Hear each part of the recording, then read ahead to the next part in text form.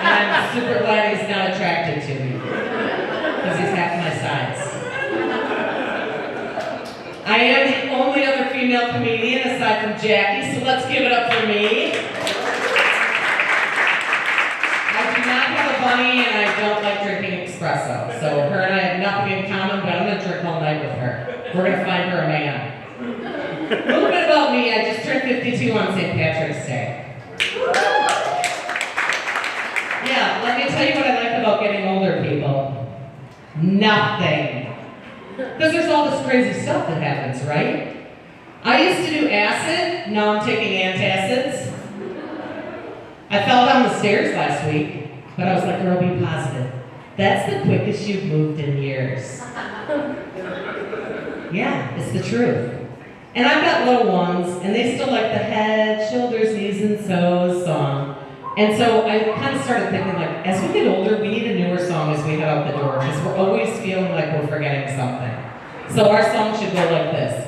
Glasses, wallet, keys, and phone, keys and phone. Because you know the majority of the time you're holding your phone in your hand, and your glasses are on your head. So think about that the next time you're walking out the door. No, I've been trying to lose a few pounds lately for these little girls, and my daughters, and Skinny World has been popping up on my social media. So I thought, girl, it's time. You better click on that website. I did. You know the first thing it said to me? Will you accept these cookies?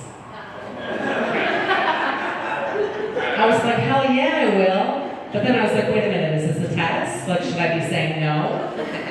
So stay tuned. Let's talk about our New Year's resolutions. Is anyone still holding on to one? No. Right. So mine on January 1st was to lose 20 pounds. I've got 30 more to go. So I'm really rocking that program. And I've got all these like athletic girlfriends. They're doing like all day yoga retreats and running marathons. And I'm like, listen up, bitches. I'm just glad I got my foot through my underwear hole this morning and I didn't fall over. It's small feats. Yeah, and I've never wrestled an angry alligator, ladies, but I have taken off a hot, sweaty sports bra in the middle of summer, so pretty much same thing. I'm the real deal up here. I am making better choices as I get older, though. So, like, you know, in my older days, I'd drive home drunk, and I'd be like, who did I kill last night? We've all done that. You know what I'm talking about. We've all should have had a drunk driving in here 15 times. Or I'm like, all right, who did I sleep with last night? Now I'm like, damn it, I wake up in the morning, I'm like, I signed up for Paramount Plus. Yeah, it's little things.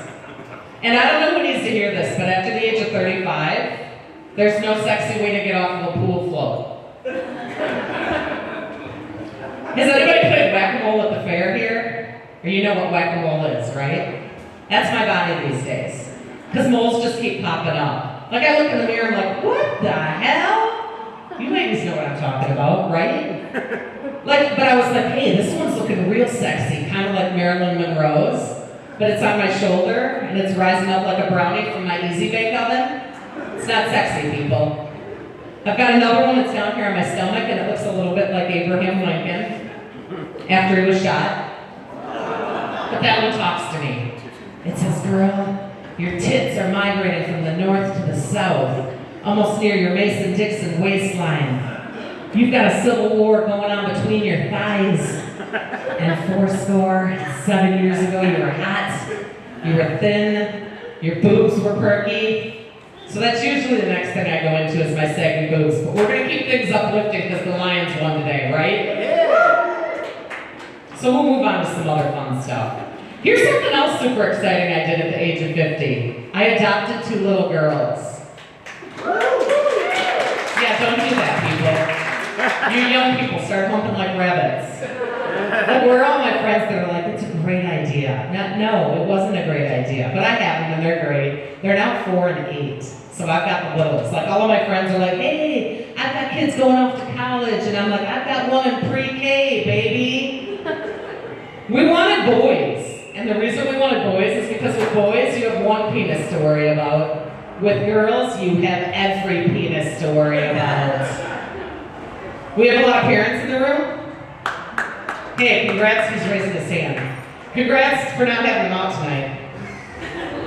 Having kids is a lot like going to a bar, people. It's the same music on repeat. There's a lot of loud stuff. There's a lot of sticky stuff. And every now and then somebody's going to throw up on you. It's the truth. And I'm convinced that having kids, Easter egg hunts are proof that kids will find anything if they need to. It's the truth.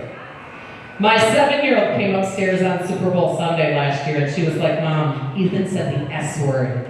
And I thought, ooh, this might be a fun little game. I go, did he say shit? She goes, no. I go, well, did he say son of a bitch? She goes, no.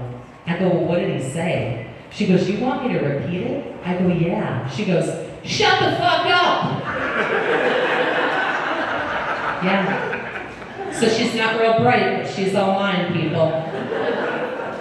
And my little 4-year-old, she said to me, hey, Mom, can I come out tonight? I said, oh, no, honey, it's a sold-out show. She said, well, that's okay. She goes, I'll stand in the back of the room. And I was like, no, you can't do that either. She said, well, then I'll come up on stage. I go, well, what would you say? She goes, I'll say, my mom is beautiful, and I love her and all her friends. So she's now my stage manager, people. Because if somebody makes you feel that good, you can't not keep them around, right? That bitch isn't back collecting half my pay tonight, okay? I'm kidding, we're not getting paid. We're not getting paid tonight. So I'll leave on this too. I'll let you know about this. Something else fun. I do date Michigan's Strongest Man. You guys see the big guys on ESPN that lift houses and cars and all that kind of crazy stuff. He's won it twice. He's made it to World's Strongest Man. So, you know, that comes in real handy when we're at parties and I say, hey baby, let's go move their car. And whenever he gets lippy, I'm like, you get back there and you toss some kegs. And he'll do it, people. He will do it. All right, I'm Pam Kirkman. Thank you all for coming out tonight.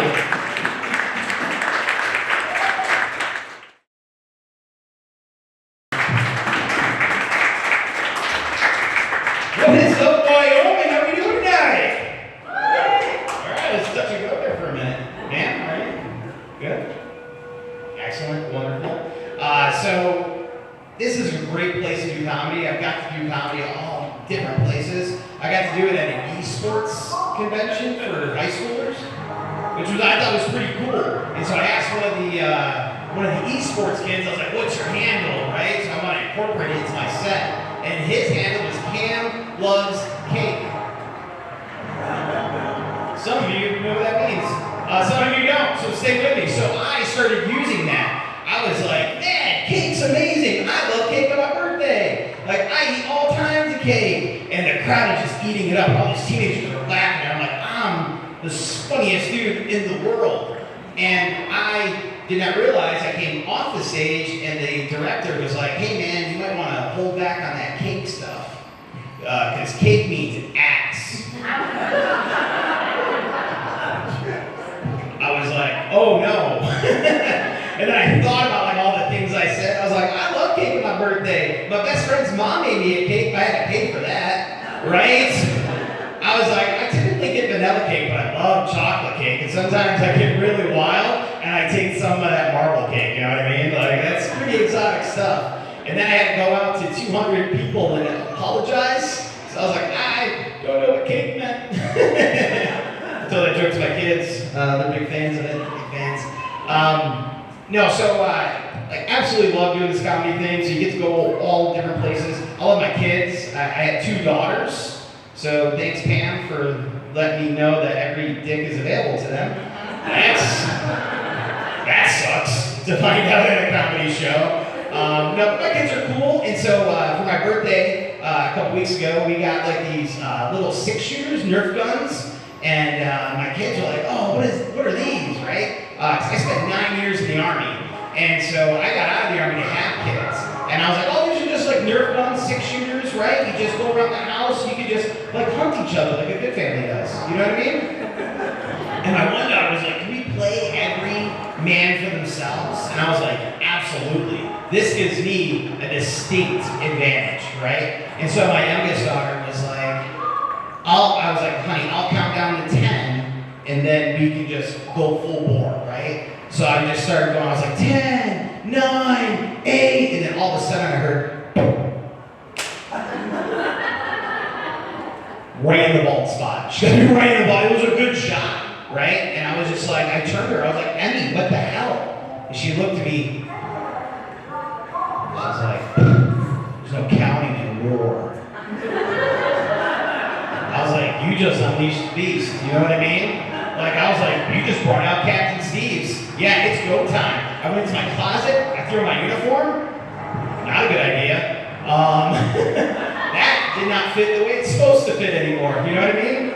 And so I put it on, I looked in the mirror, it's like I stormed the Capitol on January 6th. It's not a good look for anybody. But I was like, I don't care, I'm in my own house. And so, but they're only 6 shooters, they didn't understand about ammo conservation. So there I am, right? I'm cascaded, and they're down the hallway, and I can hear the pops going off. And then all of a sudden I heard a pop but no whiz, which means she's out of ammo. And then she said in like the cutest voice, she's like, oh no, Daddy, I'm out of ammo. I'm like, that sucks for you, right? So I turned the corner, I went down the hallway, she was right there. Oh, it's a beautiful shot. I shot it. Bam, got it right in the middle of the forehead. It was amazing, right? And then I could hear my other daughter in the room, and that's when your training kicks in. So I kicked open the door, she was counting the corner, I did 2 in the chest, 1 in the head. Yeah, we were winning Afghanistan when I left. You know what I mean? We were winning that conflict. There was no pulling out. That's how I got 2 kids. You know what I mean? You don't have kids, do you? Oh, you got 2 kids? Yeah, you don't pull out either, man. That's great. Yeah, good for you. Congratulations, your dick works. Yeah, well, that's awesome. So I'm a chubbier guy, which is all right, because chubby guys are good at things. There's usually a round of applause at that. No, because chubby guys, we're good at things. Like, we're incredible at sex. Yeah, we have to be. We don't know when to get it again.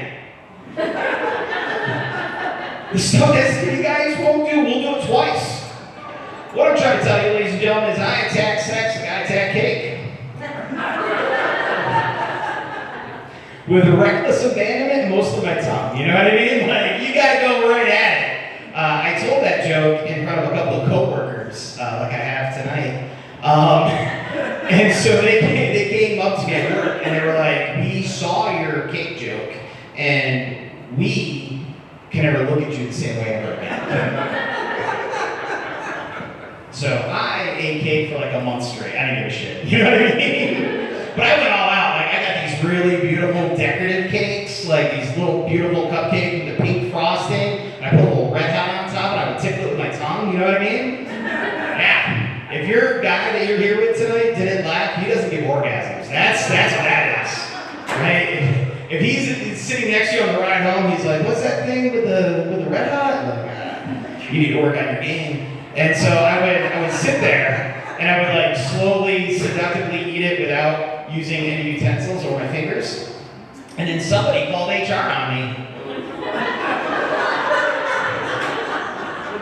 Which is bullshit. You know what I mean? So my boss calls me and he's like, hey man, are you seductively eating cupcakes in the break room? I'm like, listen, Ed, that's how I eat. You're just lucky it was a hot dog day. You know what I mean? Like, I really get into it, man.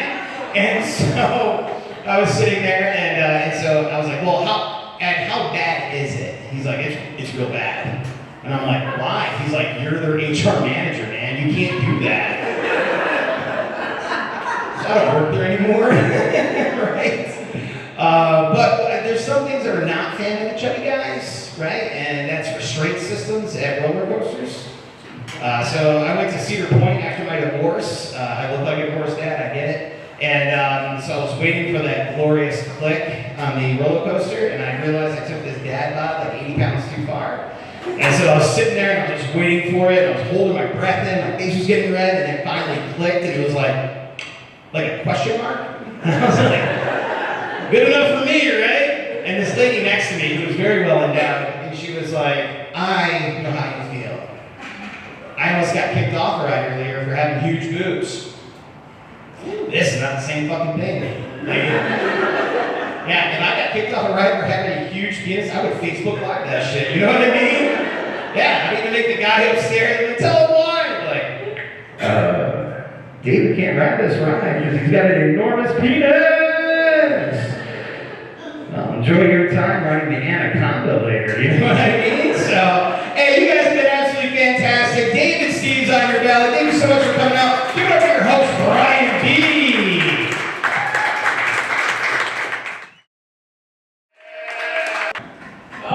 Good evening, ladies and gentlemen.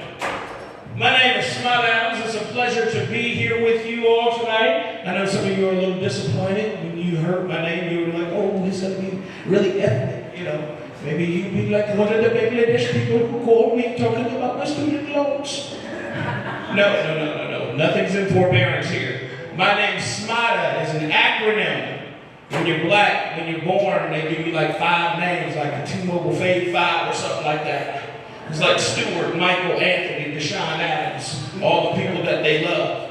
And I went to my mom and said, Mom, do you realize that my name, all of my names combined, make my last name backwards? And she was like,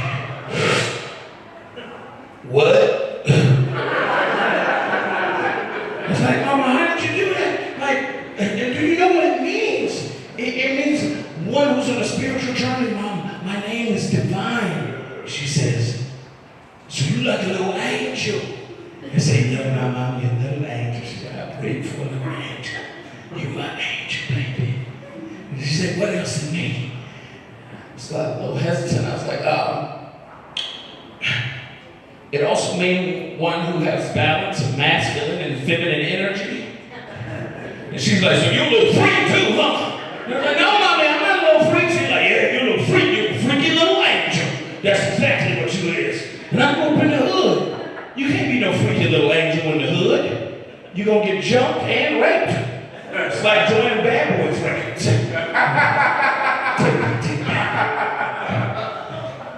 I was like, I'm not going to be no freaky little angel. I'm going to be a thug.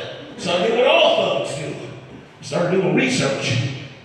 I was like, I'm going to be like Scarface, because the world is mine. He was a thug. He sold drugs. I said, I'm going to be like that. And I'll be like Wesley Snipes. He was a thug, and he sold drugs.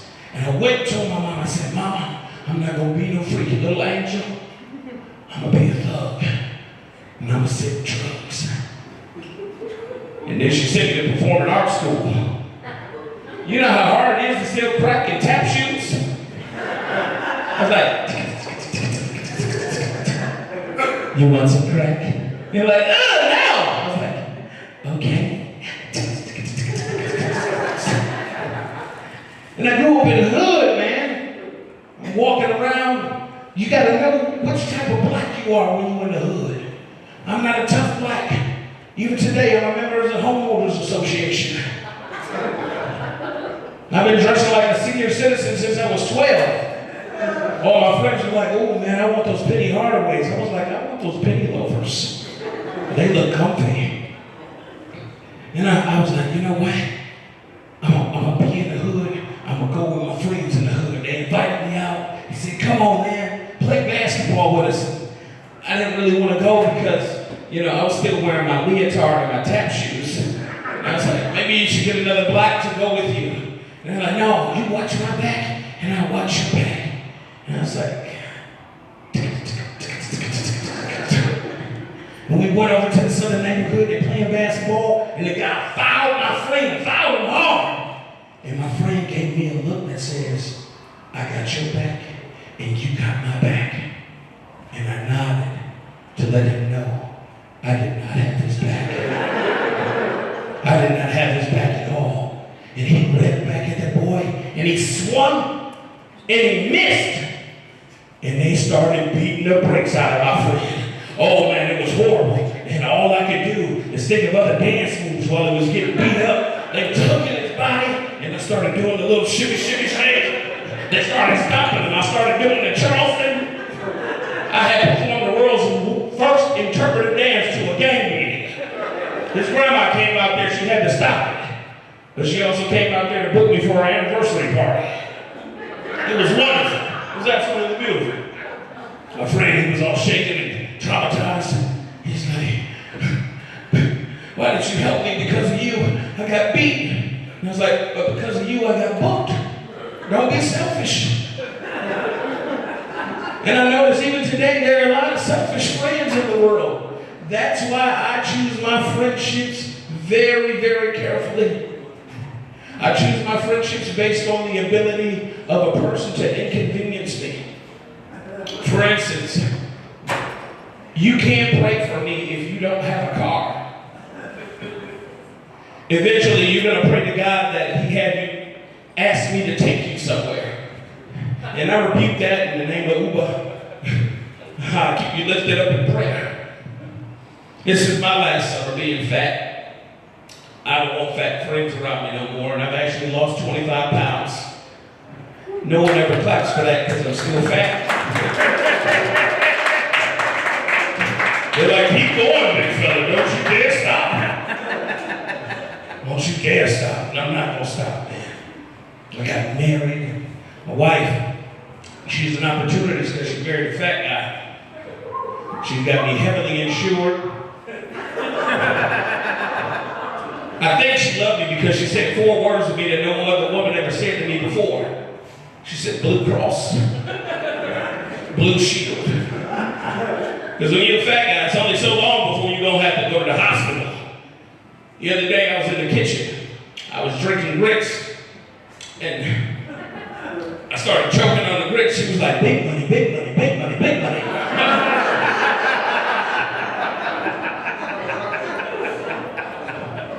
I cleared her quick. I'm like, oh. She's like, okay. She's like, I was about to pay off the house. I was going to pay this off. I'm serious about it now. I'm going back to the gym, but I've been traumatized at the gym. A lot of stuff has happened to me at the gym. Like when I used to go to the gym, I know I didn't belong there. And they used to make fun of me because I would mispronounce stuff. I walk in and be like, could you tell me where the epileptic machines are? They're like, the epileptic machines. I'm like, yeah, the epileptic machines. I need a total body workout. I need to protect my hips and my knees. You mean the elliptical? I'm like, what does it do? It's a total body workout. I'm like, will it protect my hips and knees? Yeah. And I'm like, well, what did I say? He said, the epileptic, that's a seizure. I'm like, sounds like a total body workout to me. Sounds good. And I met this baddie. She was ratchet, bougie, savage. She said, ooh, I like that. She said, I kind of like fat guys. I said, yeah, wintertime coming up. We back in season. Said, I want you to come over to my house. And I was like, okay. You know, she was real sexy, wearing red. And she kept talking about my booty hole brown, my booty hole brown. And I was like, I hope you wipe it before you get started. That's not sexy to me. And she invited me in the room, threw me down on the mattress, stripped off my leotards. The whole room was smelling like salt and vinegar potato chips. I was humiliated, horrified, and horny at the same time. Climbed on top of me, and I kept feeling all this stuff on my legs. I was like, what is that? She said, I keep it all natural. I was like, you're not a savage, you're a Sasquatch. You need to shave that. She was dumbed down.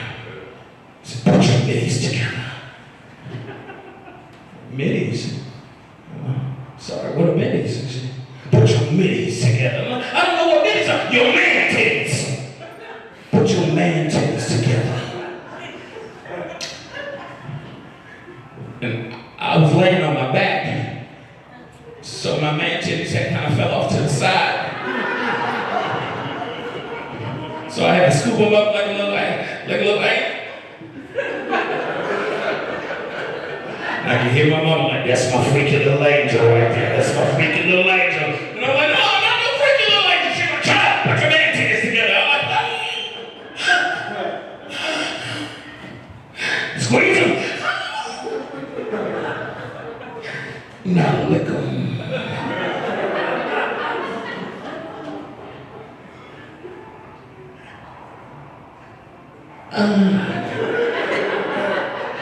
And I liked it.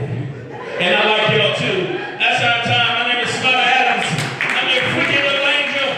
Thank y'all so much for coming out. I was talking to one of my friends. He's like a white kid. You know, one of those kids? Yeah, he's like a white guy. He was talking to me, he was like, Dante, did you ever sit on like the, like mole Santa's lap? I go, yeah, I had like a childhood or whatever. You know what I'm saying? And he goes, it's a white kid, he goes, did you know, just in case you ask, there's a black Santa behind the scenes, just in case you ask, and he'll come out and he'll be your Santa. Just in case. And I go, that's crazy, because no, there fucking isn't. No, there's not. No, there isn't. There's not a black dude behind the scenes, like a second string quarterback, waiting for his fucking opportunity. Practicing ho-hos, I would assume. On a retainer? What the fuck are you talking about? Where does it end? Is it just black Santa? You bring black Santa out, they switch him out with white Santa, every Asian kid is depressed now? Ruined everyone's fucking Christmas. There's no Punjabi Santa, I'll tell you that shit. They crunch the numbers, they can't fit it in. Asian Santa crunch the numbers, and you can't.